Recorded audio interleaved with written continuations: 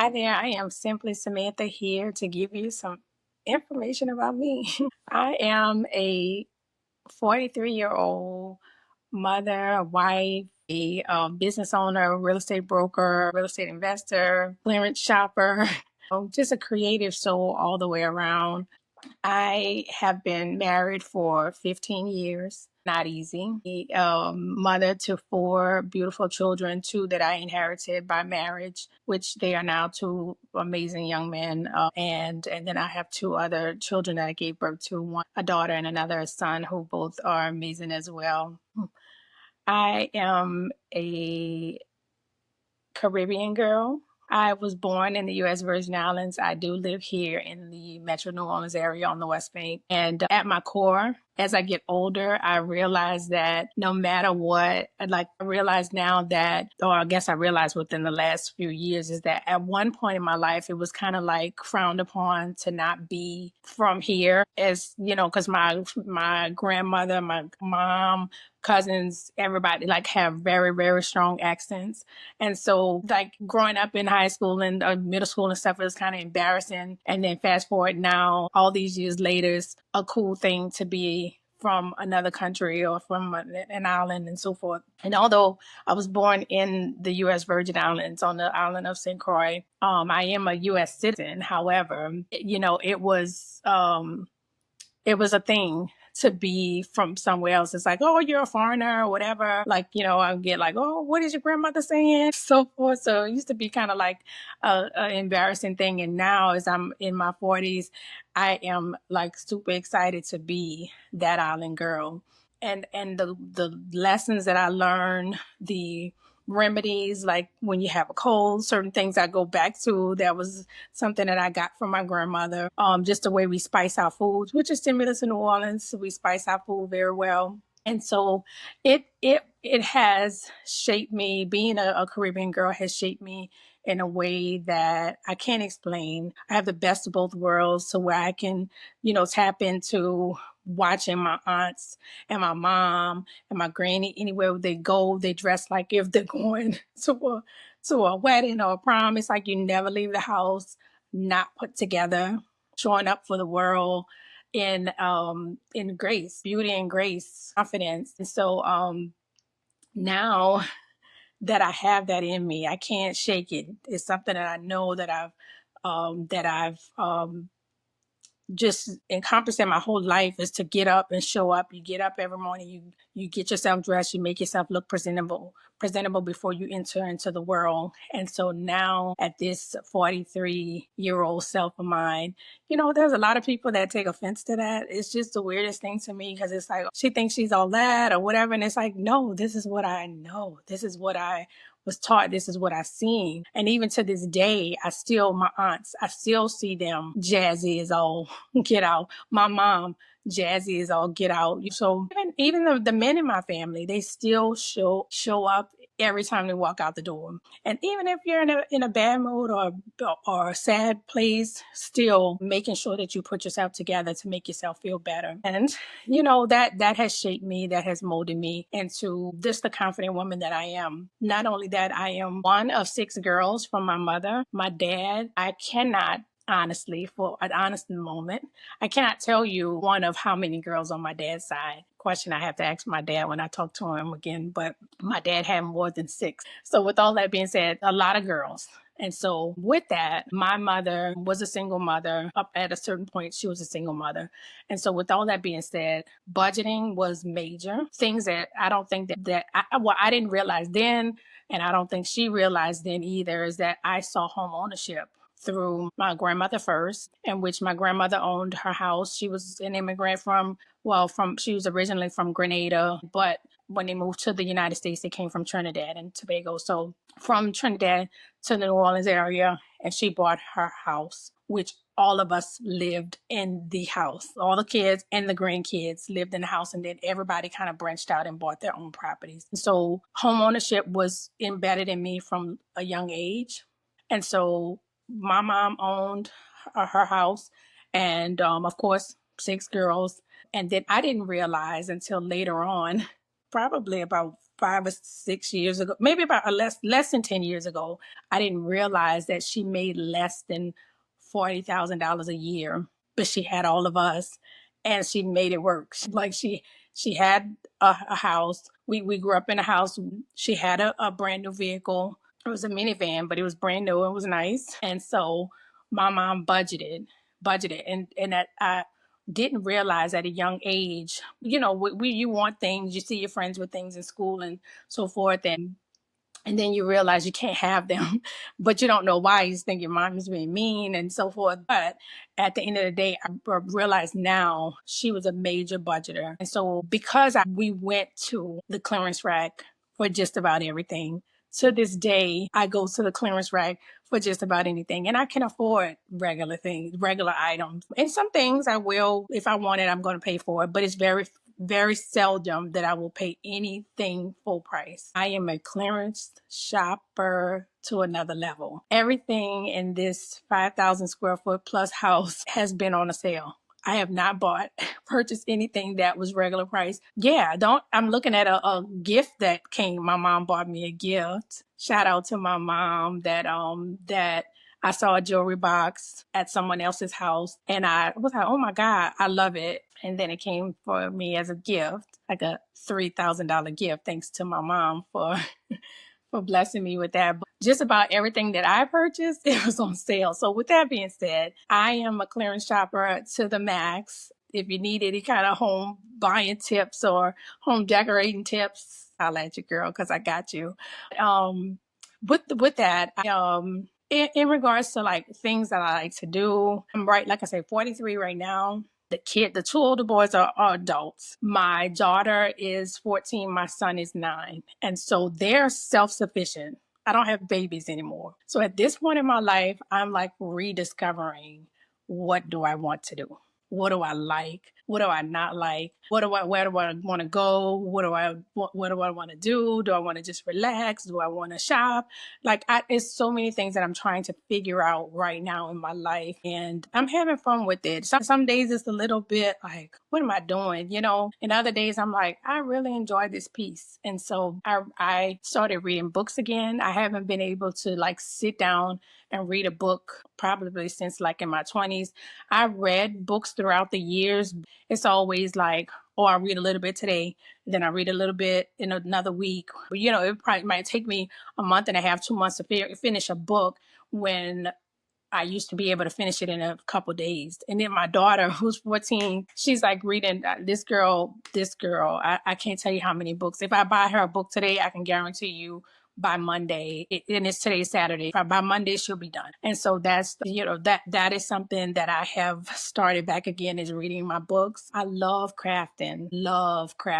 I'm actually refurbishing a jewelry box that I bought from an estate sale. So I'll keep y'all posted on that. And I love, like I said, love decorating. In my spare time, if I have like no clients, because like I said, I'm a real estate broker. So I am sometimes managing my agents. They're pretty much self-sufficient. I don't really have to like do much with them anymore. But if I'm not taking a client out or having an inspection with a client or at a closing, so forth, I don't really like the networking vibe.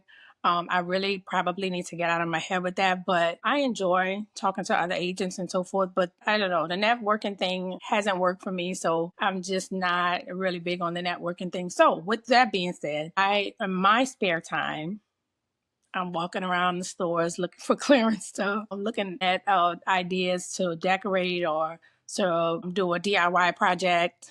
I love watching podcasts. I don't know what is my obsession with watching podcasts. Just hearing things from others' point of views is very, very intriguing to me. I love lipstick. Even though I don't have anything, I have on one today that is very, very light by Clinique. I think this is Bare Pop, so it's bare, something simple. I love lipsticks. Every single day, like I said, get up and get myself together. I just do like this portion of my face because I don't really like make. I don't think that is necessary. And plus, I think it clogs up your pores and messes up your skin. You see people with dark spots all over, and it's just not necessary for me. Whatever works for anybody else works for them. As far as for me, it just doesn't work.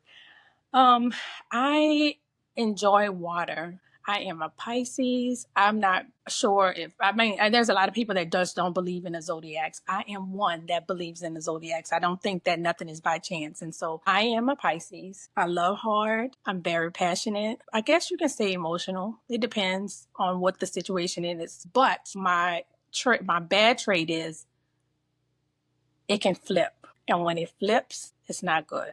And so I'm working on that. I am working on the balance in between the all in and all out. I have no in between, and I'm working on that. So maybe it gets better, maybe it doesn't. I don't know. But that's who I am. That's a part of who I am. So I love water. It clarifies me. If it's something that I'm not really sure about, if I'm feeling a little weird about something, I'm feeling like I need to like just step back, sometimes I'll just go get in the shower. Or haven't done it in a while, I'm trying to do it coming up for like Easter week, is to plan a trip to the beach. Water just brings me clarity and it calms me. So with that being said, water is one of the things that gets me going. And so anyway, I am all things what you call a jack of all trades. I don't want to say a master at none because I feel like I'm a master at all. But sometimes I stretch myself a little too thin. But I'm learning now to start it. Actually, within the last 6 months, I've learned to say no more than I have ever in my whole entire life. Although I have mastered my yeses meaning yes and my no meaning no, not budging in between the two. But I have learned to what I have now trying to navigate is saying no more. I haven't had a problem with saying no. It's just that I rarely say no. And so now I'm trying to master the idea of actually saying no more. And I don't have a problem with sticking to my no, just being able to say no. So anyway, my life is very complicated, very colorful, very all over the place. I get bored very easily.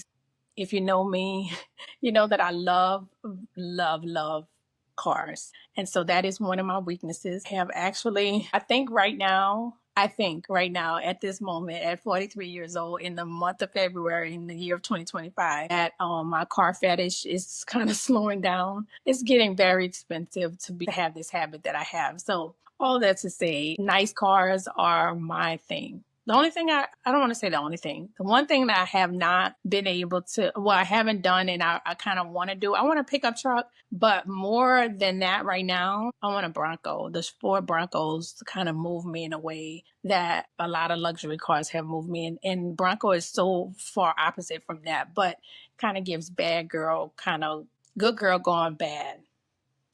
That's what that vehicle gives me. And so that's on my bucket list. Some other things on my bucket list, I have to come back to y'all with that one because I don't know. I know that that's something on the list. I do want to own an apartment complex. That's something that I kind of toyed around with the idea and then got intimidated with the thought of it actually happening. I do want an RV. That is one that's big on the list. Somebody's going to give me an RV at one point in my life. Me or my partner or something. We're going to get an RV at some point in my life. I want one. It's on my bucket list. I want to own a hair salon. I went to hair school. I only finished 800 credits when you're supposed to have 1,500. So not because I wanted to be a cosmetologist, but I just wanted to be able to go to the school, learn what I can learn because I wanted to own the salon and know what was supposed to happen. So the stylist couldn't just say, oh, well, she's just an owner. She doesn't know. So I want to possibly go back to school to finish that so that I can, not that I have to have that to own the salon, but that's just my method of getting to that path.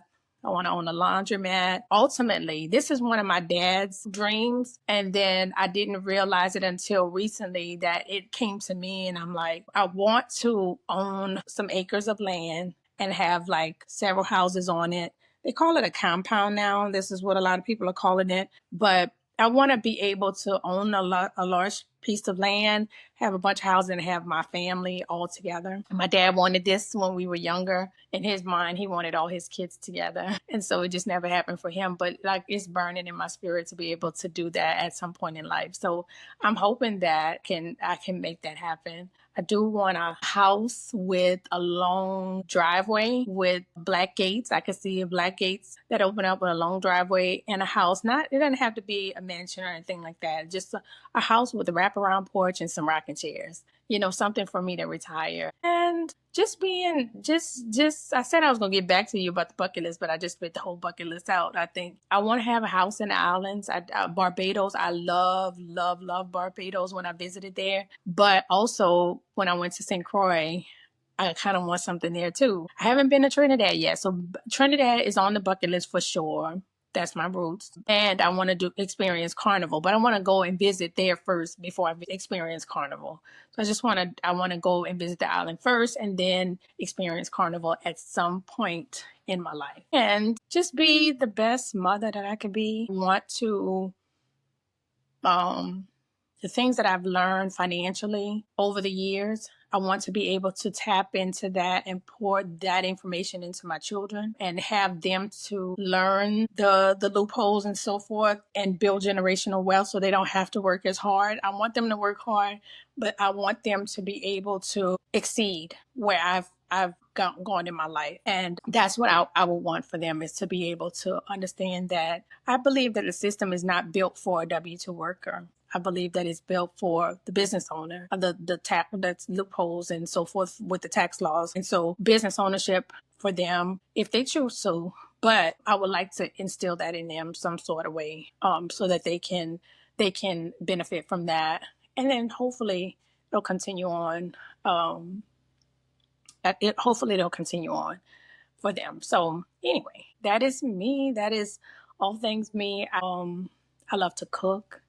I love to cook. I love music. Oh my goodness. That is like I don't know how I forgot that, but music is like my son. My little 9-year-old son said, Mom, music is food to my soul. And it like that touched me in such a way because music is food to my soul. I love music and all kinds of music. I don't care what it is. If I can resonate with the lyrics, it's getting saved in my playlist. So yeah, I'm an all around girl.